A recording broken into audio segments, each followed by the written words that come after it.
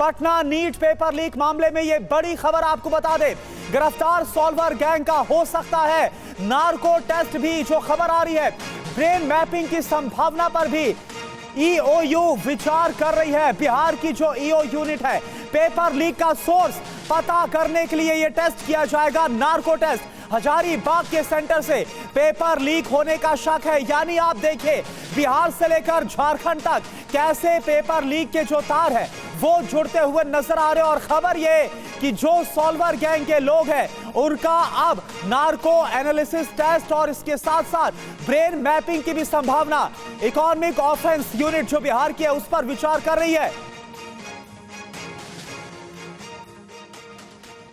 और देखिए, इस पर हम बात करते हैं, हमारे साथ जो खास मेहमान है उनका परिचय आपके साथ करा दे।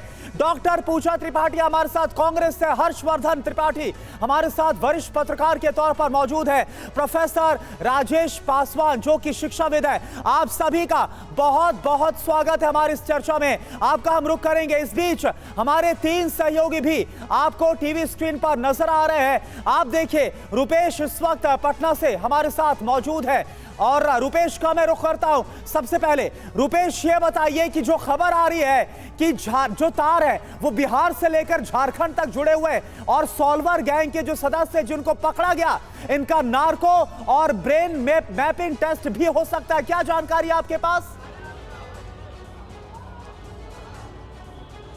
देखिए, परीक्षा के दिन 13 लोगों को गिरफ्तार किया गया था, जिसमें से 4 परीक्षार्थी हैं, कुछ अभिभावक हैं और सॉल्वर गैंग के सदस्य हैं। उसके बाद कल देर रात 6 लोगों को, जो नालंदा के रहने वाले हैं, संजीव मुखिया गिरोह के हैं, उनको देवघर से, झारखंड के देवघर से गिरफ्तार किया गया है। उनसे भी पूछताछ हो रही है, लेकिन कई सवालों के जवाब ईओयू के पास हैं। लेकिन जो सबसे अहम सवाल है कि पेपर लीक आखिर हुआ कहां से था, इसका जवाब अभी तक नहीं है। ये सवाल अभी भी अनुत्तरित है। लिहाजा कल जो 6 लोगों से पूछताछ हुई वो सभी नालंदा के और संजीव मुखिया गिरोह के हैं। और पहले से जो गिरफ्तार हैं, चाहे वो सिकंदर हो, अमित आनंद हो, नीतीश कुमार हो, अब ईओयू ये विचार कर रही है और संभावना पर विचार कर रही है, तलाशी जा रही है कि क्या इनका नार्को टेस्ट कराया जाए और इनकी ब्रेन मैपिंग कराई जाए।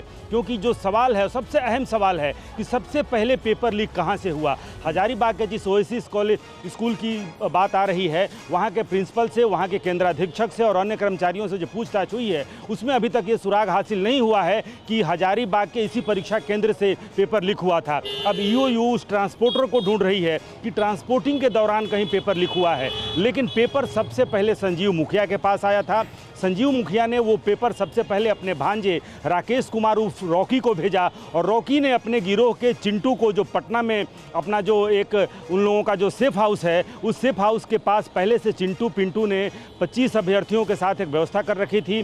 चिंटू ने वो पिंटू को दिया और पिंटू ने वो प्रश्न पत्र आंसर सहित उसको प्रिंट किया और छात्रों को दिया गया। लेकिन इस बीच राकेश उर्फ रॉकी ने वो प्रश्न पत्र भेजा था रांची के एक डॉक्टर को, और रांची के एक डॉक्टर ने पहले से 10 डॉक्टरों की एक टीम तैयार करके रखी थी, या उसे गैंग कहें। उस गैंग ने उस प्रश्न को सॉल्व किया और सॉल्व किया हुआ उत्तर वापस राकेश को भेजा। राकेश ने चिंटू को भेजा, चिंटू ने पिंटू को, पिंटू ने प्रिंट निकाल करके छात्रों को दिया। तो कुछ कड़ियाँ तो जुड़ रही हैं, लेकिन सबसे जो अहम कड़ी है जिसका जवाब ढूंढ रही है, यही सबसे बड़ा सवाल है कि आखिर नीट पेपर लीक कांड के ये कितने चिंटू मिंटू हैं जो आराम से अपने कामों को अंजाम दे रहे थे, आखिर किसकी शय पर, ये सबसे बड़ा सवाल है। वो जिसका आप जिक्र करते हैं ना कि छोटी मछलियां तो अक्सर पकड़ में आ जाती हैं, लेकिन बड़ी मछलियों पर हाथ नहीं डाला जाता है और ये सिलसिला बदस्तूर जारी रहता है।